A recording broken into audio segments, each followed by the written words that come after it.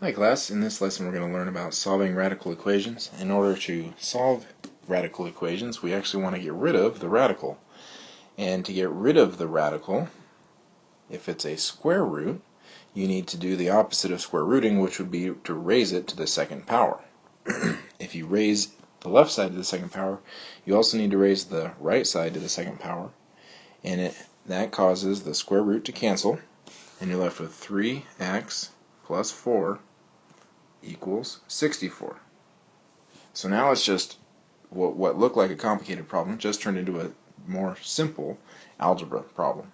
So all we have to do now is subtract our 4, and then I get 3x equals 60, and then to finish I just have to divide by 3, and I should get x equals 20. And that is my answer for this particular problem. Eventually we're going to make sure that we check each of our answers, but this one will work if you try it. We'll worry about that in a minute. On this particular problem, it looks more complicated because you've got a square root and minus another square root. Now whenever you see two square roots on one side, we can't just square one of them or even square both of them. We can't square like that either. This doesn't work for us. What we have to do is move one of the radicals to the other side, and it's easiest to move this one that's negative by adding the square root of 3x plus 4 to the other side. Okay. And I'm left with 2 root x equals root 3x plus 4. Now I can square the left side. Now when I square the left side, you're not just squaring the root, you're actually squaring the whole 2 root x like this. And on the right side, if I do it to the left side, I also square the right side. And so now what happens is, on the left side we see the 2 cancels out with the root, but it also needs to go to the 2 that's in front also. So we have the 2 getting distributed to both things. And again, last lesson, or a couple lessons ago, you might have heard me say that you can't distribute the 2 if there's a plus sign. Well, this has multiplication in the middle, so I can actually distribute it. So it's really 2 to the second, and then the square root of x to the second. Okay. Usually I don't write that step, but I'm just writing it here for clarity, and that causes the root to cancel, and I'm left with 2 squared is 4x equals, over here on the right hand side, I want to take my 2, and it really, this 3x plus 4 is on the inside of the whole square root, so it's just the 2 canceling out with the root, and I'm left with 3x plus 4. So if you've got a root and it's a square root, you just square it, and it cancels the root. From here, all I have to do is solve for x, and I do that by just subtracting 3x, and I'm left with 1x equals 4. So that's x equals 4. Okay? Now in this next problem, we've got a little more work. And notice the directions change. The directions say check for extraneous solutions. This time, and when we worry about extraneous solutions is when there's an x on both sides where there's not a root. Okay, now extraneous. The way that I help my students remember extraneous is because it looks like extra-aneous, and that kind of sounds like something stinky. And in other words, it's not any good.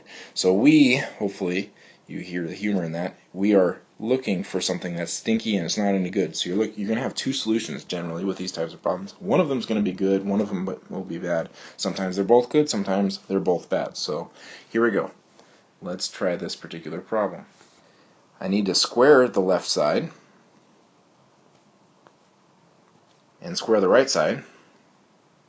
Notice I put parentheses around the whole thing because I can't square just the x and just the 2, I gotta square the whole thing.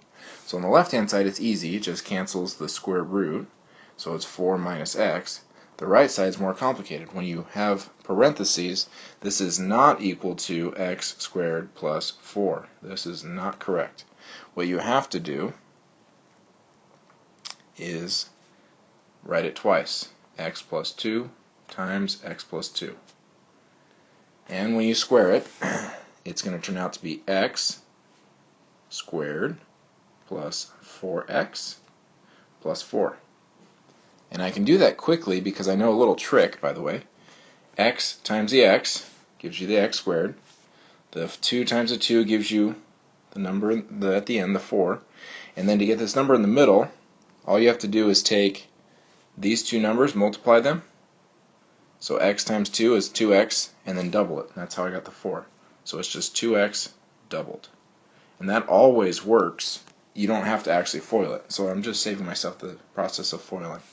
So that's a perfect square trinomial. So it's a little trick. So hopefully that will work for you in the future. Now all I have to do is solve for x. So I need to add, basically I need to make this equal to 0, so I need to add x here and subtract the 4. And I should get 0 equals x squared plus 5x. And the 4's canceled. So now I need to continue to solve. Well, now I actually have to factor. So I have to go back to some of my old methods of solving where I need to notice that they have a common factor of x. If I pull out an x, I'm left with x plus 5, and that's equal to 0. So now I need to break it up and say x equals 0 and x plus 5 equals 0. So now you need to solve each of them. The first one is already solved, x equals 0. The second one is x equals negative 5. So now again, I said we have to check for extra stinky solutions, extraneous. And I do that by looking at the 0 and going back to the original problem and seeing if this works. Okay, if I plug a 0 in there and a 0 in over on the left hand side, so 0 here, 0 here, it would be the square root of 4 minus 0 equals 2. And that is true. Okay, so this answer checks out, it's good. The second answer, let's try that one. I'd have to put a 5. Okay, so let's erase some of this so I can actually look at what we're doing here. So this is going to be a 4 minus 5 inside the square root equals negative 5 plus 2. Now again, this was minus minus. I missed my minus sign there. So it's 4 plus 5, which would be 9. So square root of 9 equals, this side would be negative 3. Now we have a problem. The square root of 9 is not negative 3. Square root of 9 would be positive 3. So that gives us an issue. This square root of negative, or this negative 5 over here, doesn't work for us. And to just make that extra clear, that's because the square root of 9 is positive 3, and that is not equal to negative 3. So again, our 5 is no good. The only answer is actually that x equals 0.